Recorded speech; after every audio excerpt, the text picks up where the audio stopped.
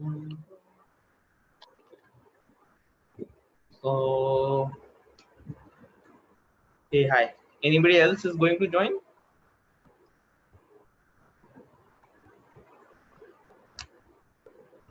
Sorry, your mic is mute. Yeah. So I was saying that like maybe a few people would join here and like others would probably watch it later. Okay. Yeah. So again, like thanks for joining in. Sure. Great to have you here. And so the idea is that like we have people, in the community that we have on the app that they're interested in data science, like they are students, then again like professionals either in different fields like software or analytics and all that. So the idea is to give them an understanding of what the role of a data scientist is like, how the hiring process is, like what do companies evaluate, how they can prepare for that. So like maybe, like also get an understanding of how your journey has been like. So that is the idea that, that is the agenda for this call. So maybe to start with, you can like give a small introduction of like what you do and what your career has been like. Sure. Just a second. I'm just.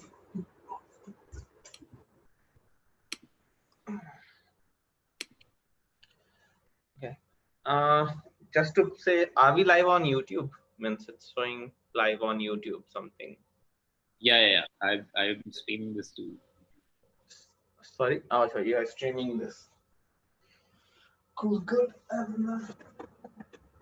Okay. I just don't. Okay. Sure. Cool. Mm, so, frankly, I'm an electrical engineer by profession, by degree, and it was 2014 that I passed out from my college from Durgapur, and it was my college placement that I was placed in Tech Mahindra, and my first posting was in Chandigarh.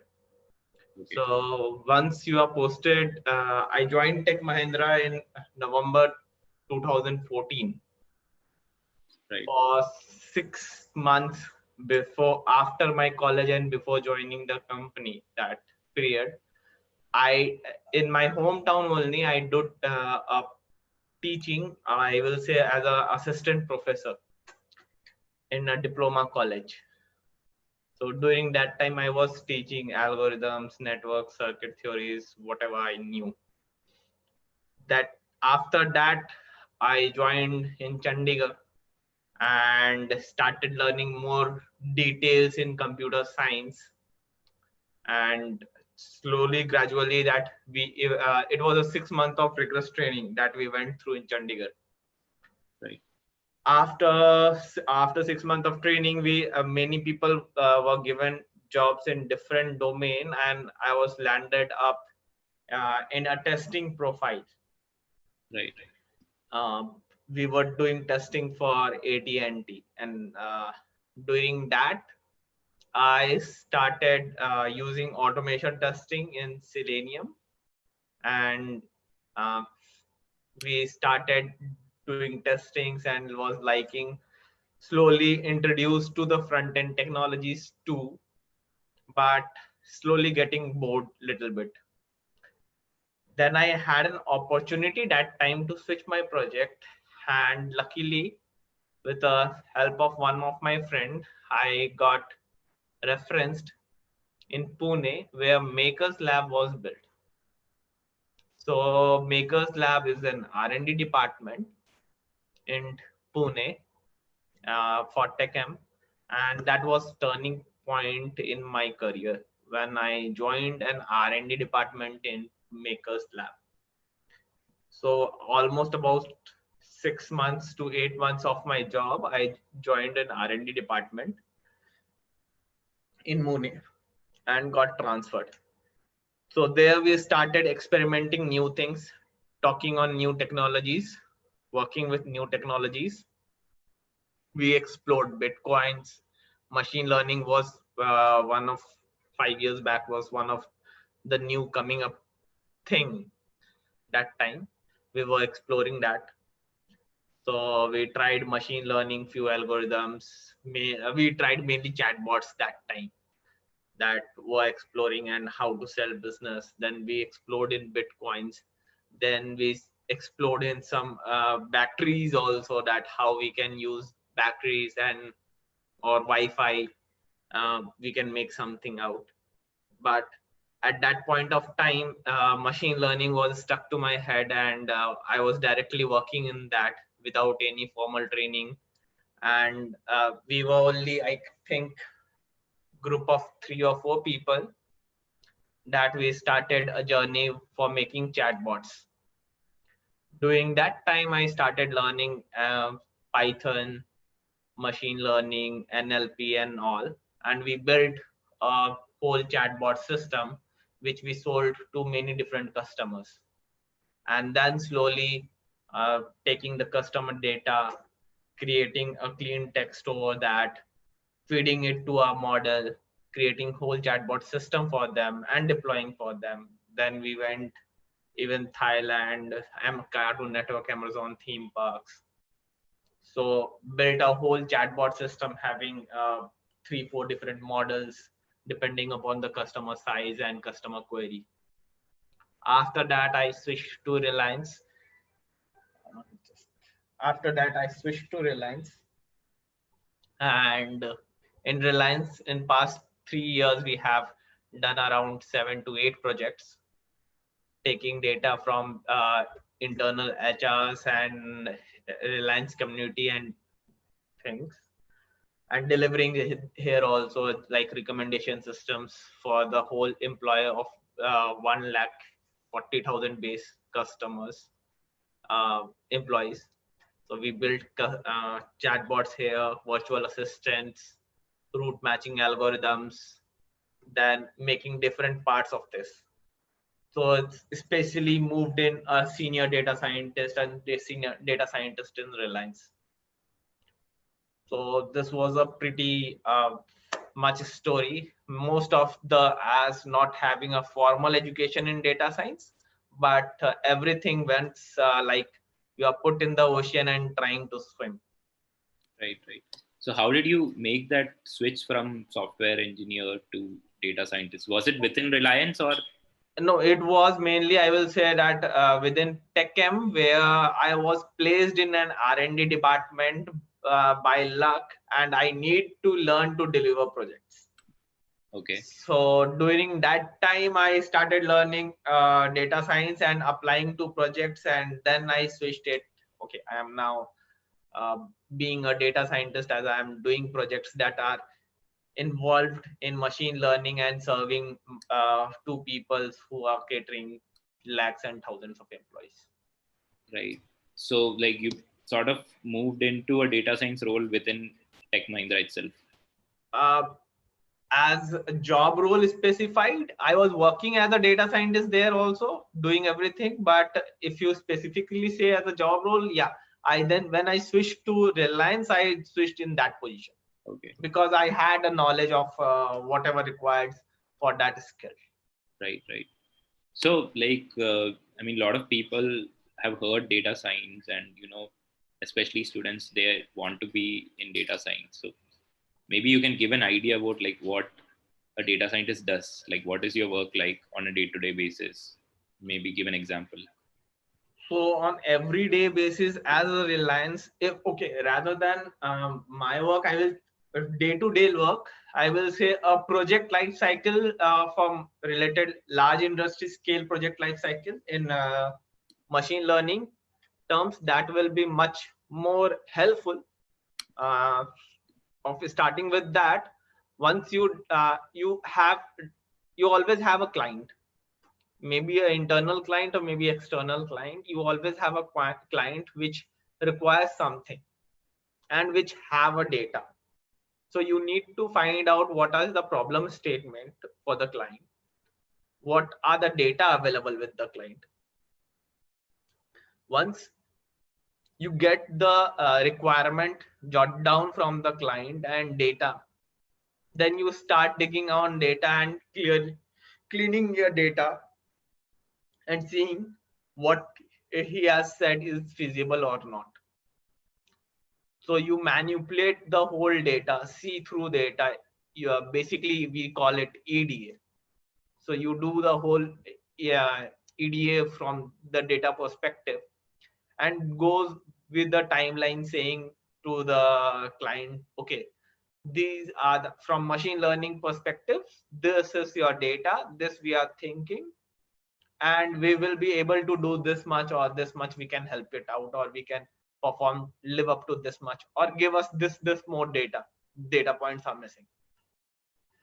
Once we get all those data, we try and test different models. First we start with obviously a base model, but uh, selecting a model mainly depends upon the type of data, the type of problem, and many a times even a small knife based model can work out.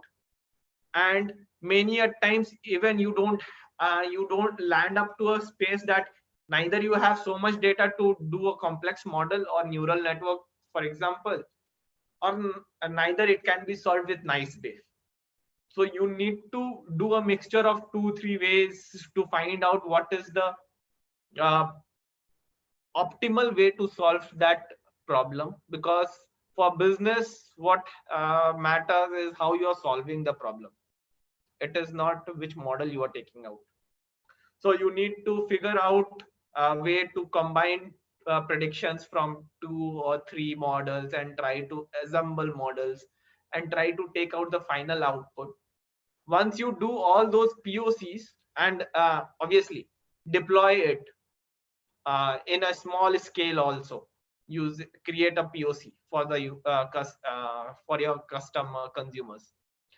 So once you do with that and they are good with it, you create a feedback loop saying them, okay, maximum time you create a feedback loop saying, okay, uh, once the data is this much, we are able to collect it. But once the model is out, we are collecting more data so that it is in active learning step. The model will eventually learn slowly, perform much better in future using the active learning feedback loop. You connect with the front end team, you connect with the tech teams creating microservices for that, you connect with the DevOps team, so that using all those nuts and play, they create the full application and deploy it.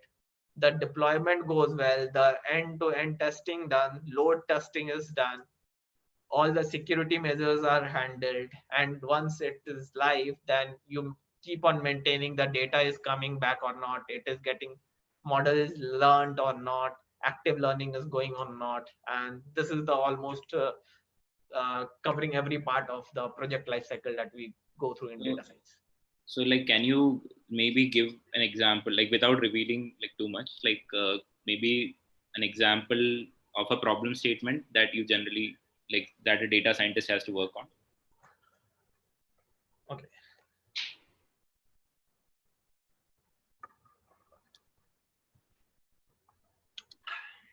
I'm giving a normal real life example, Right. neither from this company or neither from any other company, but it will be. Right. So assume that you have a client who comes to you, and I'm my maximum domain is in natural language processing, NLP field. Right. Right. So assume that you are a company who is making chatbots Right. for your clients. Right. And you have customers who are asking for chatbots from your system. So you need to find out what are their exact requirements. Okay, chatbot is their requirement, but what they want to do with that. Right. Is specifying in technical terms. You want to know what are the intentions of the user, who will be the user, Right. what are the age groups the user are going to come, Right. what are the intentions of the user. Right. I mean, if you are an insurance company, user will come with the intention like either to claim their insurance or buy their insurance, maybe 10 different things. If you are a travel company, the user will come with either to travel point one to book tickets, search for flights, or get a refund or cancel tickets. So you have these 4 or 5 scenarios for which user will come to your website. You need to find all the use cases of those things, and then take around few phrases that user can say, so that you can create a whole custom user journey. That once a user comes, and using the business input, obviously, that once a user comes and trying to book a meal or trying to find a hotel, then you ask, either he says that, then you ask for the location, date, then find the relevant hotels available for him and show him the options. When he clicks one of the options, you book for him, asking for payments and so on. So you create the whole user journey according to business, using few intents or questions that can be asked from the user. The options here in this scenario is the entities. So in creating chatbots, basically 3 different models we are going to use. You need to find one for one is for identifying the intents of the user. The second, to extract the entities from the user words or queries. And the third, to maintain the conversation, that where the user, what user has said and what we need to say after that to complete those full intention. Hence, you get the queries from the business to train those intents. You get what are the different types of entity that need to be asked, and you create data for that and train a different CRF model or whatever model you choose to train that entity model. And then you train a conversational model using the user stories that you have built on, that okay, from this step this will go this side, this will this decision, this will something Markov decision, that if this is the situation, this is the next step that will happen. On combination of this whole three, you will create the model that if user says this, the model need to speak out something this to user, or need to call these APIs. And in this process, you will also ask someone, a front-end team, to build whole the front-end for you, a back-end team to build some logics on you and create API integrations, and your team to make this model and deploy it. And this whole thing will go to a deployment team, where the deployment team will deploy it finally, so that finally if a user gets a chatbot on the front page, he says something, hey, I want to travel from place A to place B, the backend team takes that data and sends this to the data science model, where one model decides this is the intention, these are the entities, this is the conversation point, I need to do this next. So, like, where is the like the data science aspect of it? Like, where is it being used exactly? So once you when you have the intents, you get all the sequence, few sentences, you generate much more sentences from the data augmentation. You do that, and you train an intent model Right. for that intents. Right. So that is one model that you are going to train it. Okay. The second model is, once you know that these are the entities that we are going to look for. For example, if you are building for, say, a travel agent company, they are going to look for locations, dates, and seat availability, number of persons. So you need to train a CRF model so that it can detect these entities in the sentence, that it can capture location, date, number of peoples, wherever said in a sentence. And using this user story, that how user should go from point A to point B in whole conversation, you train a Markov model that what will be the next step and what need to be say we need to say to user. Hence, combination of all these three model, deploying all these three models is a data science perspective. Right. So, like for students or even like freshers or people early in their career to move into data science, like how can they prepare? Like, how did you prepare? Like you said that on the job itself, you learned all these things, right? So, how can people prepare otherwise if their job is not in data science? Say if they're a software developer or they're a student, There are many sources, first of all, right? to learn out maximum, and I am saying that many free sources, open sources, starting from Coursera to Kaggle to everything. Right. But I will firstly ask everybody to, if you are trying to be in data science field, then rather just going and coding and learning the algorithms, first try to have a basics of linear algebra. That then second, probability and statistics little bit. Right. Then go for data science algorithms that you can search for. Being specific, you for linear algebra, you can go on YouTube. There are free videos available, but one of them that I like is two brown, one blue, two brown, three brown. Right. Okay. Then after linear algebra, then you can go for any open source Udemy courses or courses from Coursera for statistics and probability little bit. And then you can go around with learning the different algorithms one at a time. You can list down, say, if you go for a MTech course in data science also, what you have the list, like they say, I have one list like linear regression, logistic regression, decision tree and random forest, SVM, naive based, KNN, assemble method, neural networks, K-means, Gaussian. So you list down all these algorithms, what need to be learned. Slowly, each week you try take data from Google data sets or Kaggle. Try with every algorithm so that you will learn every algorithm slowly. Right. So, Try, yeah.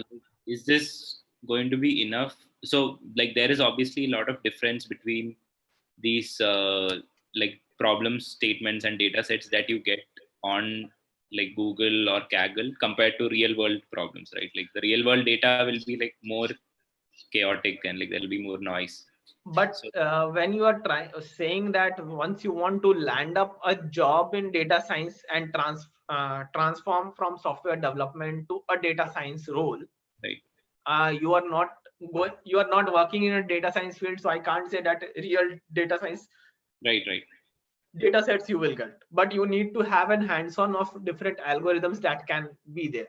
right, And the Kaggle data sets are few challenges and data sets, that's hackathons and Kaggles. They have data sets that are almost as good as bad as, I will say, a real data world data sets.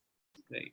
Is that how you like? Did you also do something similar, or like you had just the work related? No, obviously on sidelines you need to keep on learning, you need to keep on practicing, and it is out of interest that you need to go and play there, because if you are really interested, then eventually you will go.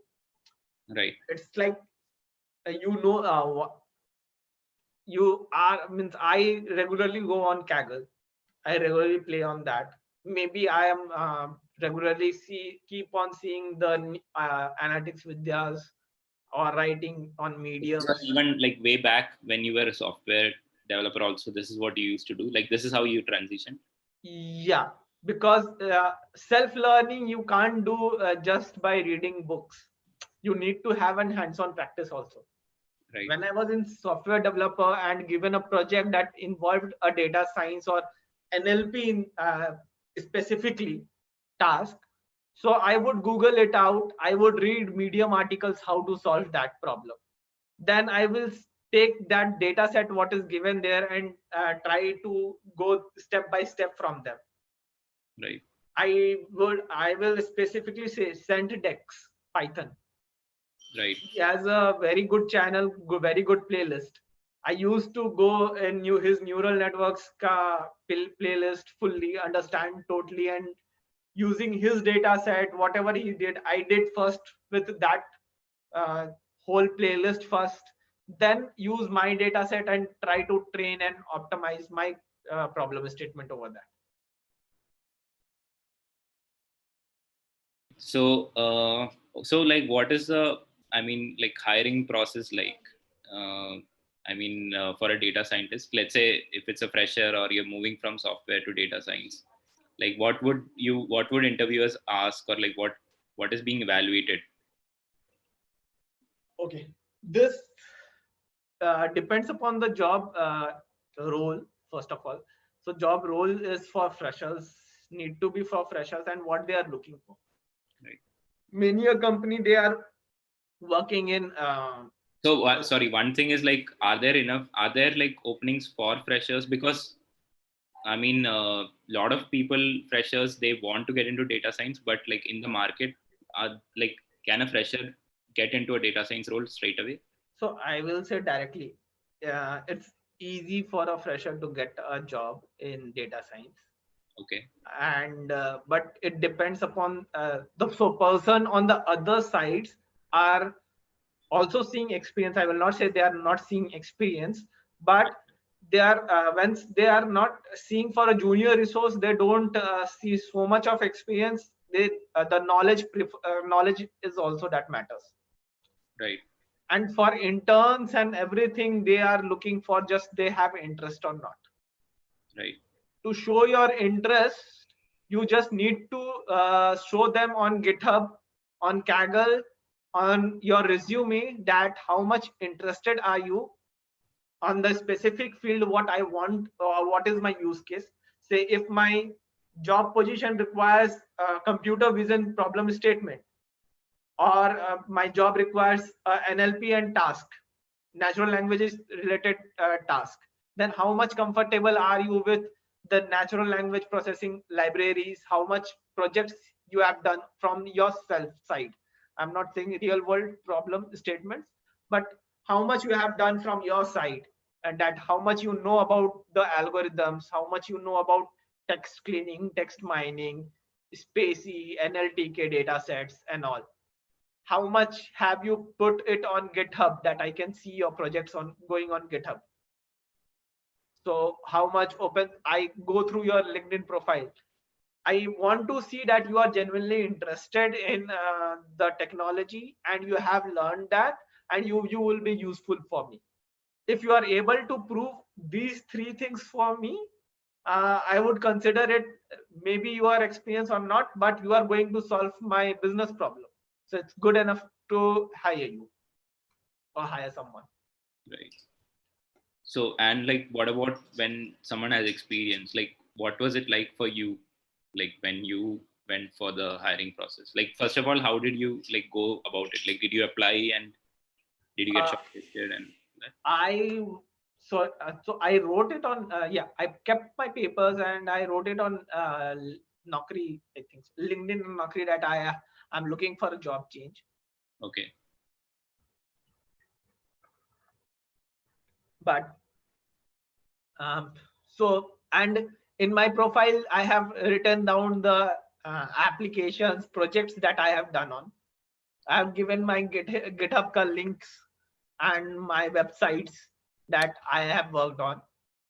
So my manager here went through my GitHub profile, saw like, okay, this are the NLP requirements that we are trying to solve, and this person has already solved it in his previous organizations or have this domain knowledge.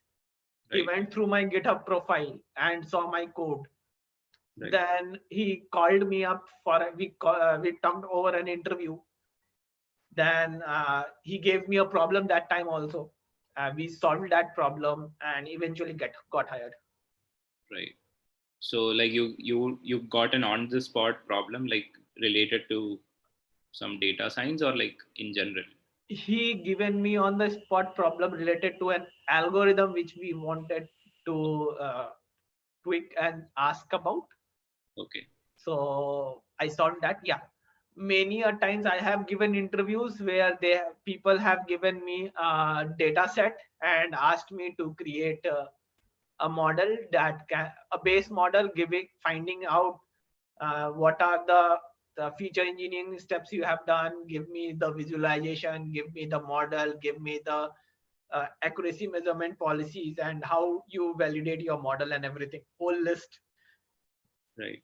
They give you a whole list, they give you a data, they give you a whole list of parameters that you need to find out and steps that you have followed to Right. reach that problem, and they ask for your Jupyter notebook also. Right. So they give you time to solve this, like. Around 24 to 48 hours. Okay. Okay. And like you might have even taken interviews or like done interviews now, right? So what, like, do you interview freshers? Like, what do you look for in them? uh, so my perspective in looking interview is what is the job role demands, Right. what's the project demands, Okay. and if the CV, because that CV is shortlisted, the Right. CV need to have those things. So Right. I try to understand what he has done, to what extent, and how much good he will be, or how much useful he will be in my project. Got So it. my perspective is totally about, um, for example, if my project wants a computer vision expert, or is fully on computer vision's open CV and YOLO and everything, I will try to see how much work he has done, relevant work he has done with computer vision. Right. Right. If my job description wants an NLP expert, then I will try to focus on what is the natural language processing task he has done, and how much he understands those things, and how much he can be helpful in my project. Right. Right. Obviously, given an added advantage that if he has a CNN, computer vision, deep neural networks over there, then it is an added advantage that he's learning on its own. He is trying it out, different things. But for me, main things get what he has written in CV, to understand that how much he understands those things. Right. He has done it really, because many a times it is that people have written it and it's not on their profile, or they know just copy pasted the code rather than understanding it and doing it sincerely. So when you have like you said like if you have an NLP requirement and that person has done an NLP related project, like that is an advantage that, Yeah, right? obviously Can that even be will a be project. advantage. It doesn't have to be a full work experience. Even if they have worked on projects, will that be considered? Yeah, means it is, if I'm good enough, he has given its personal project that he has done in on NLP and put his code in GitHub. I Right. will be able to see that. I will be appreciating that. Okay, after his work, he is doing something. He is interested in that. He is doing on his own and kept it on GitHub. I can go and see the coding style. What I need more to see. Right. So for again, like for people like absolutely like beginners, they're going to start. So like, is there some specific like tech stack or something that uh, they should focus on, like that is in demand or something, like for example NLP or anything else? So rather than asking what is in demand and going for that, I will suggest what's your interest. Right. Right. Means that, like, fully data science is also a huge subject. So you can start, if you are fully interested in data science, can be, I'm not saying you can't, then start one by one. Like, okay, computer vision first I will start learning, then I will learn for text pre-processing, then I will learn for reinforcement learnings, then I recommendation system. Once I'm doing recommendation systems, I will try to find out what are the data sets, what are the algorithms used in this domain. I will do the projects and put it on GitHub, put it on my LinkedIn profile, what Right. I have done. I will keep the GitHub Jupyter notebooks live so that people can see it out. I Right. will write those code models accuracy in my resume, so that if somebody is literally looking for a recommendation, want to build a recommendation engine, and looking for a data scientist in that field, he can go through my GitHub profile, he can go through my LinkedIn profile, seeing that I have taken this data set, I have created a recommendation user, and he can see my code directly. Right. So that will increase my confidence, and the hiring manager ka confidence in me that, hey, I should take him, he has already written that code, he will be able to do that. It's just a change of data little bit. Great. So again, like as you grow in your role, go into senior positions, like how does the role change? Like, is it more managerial work, or like what happens? Like, what is the change in the work? So from here, I see my role going, not only creating models, but deploying models and handling models in production, so that you can serve a huge amount of community. Right. For example, everybody is now building small models and putting out the GitHub, but those models are not useful until and unless it is served on to your consumers. Right. And it's totally a different thing to make a model, and totally a different task altogether, designing the architecture of how your model will be deployed and how the maintenance of that model will work, how your model will be doing active learning or keep on learning on the fly. Right. So you need to connect, you not only need to create a model, you just need to connect with different teams to deploy your model and maintain a user load, that so that lakhs or 2 lakhs of people are going to use your model. Right. And keep on getting that data back in the feedback loop, and your model is getting improved day on day life, day night. Right. So like your work is still ongoing even after deploying, like your work is still ongoing, right? Like do you have Yeah. to maintain? We need to we need to maintain the model, that is model maintenance. Many a time it happens that there's too much load. At a time you get 5,000 or 5k requests per second. Right. That time the system goes down, your model can't handle, your code can't handle. Right. Right. That time you need to have how you need to do horizontal scaling in using models, Right. how to optimize your model to use the minimum amount of memory and serving the loss, because in production you don't have infinite memory that is available. Right. Parallel processing in modeling. Right. So that is a full whole domain, that basically a technical architect in data science field, that deploying your model end to end for consumer real world.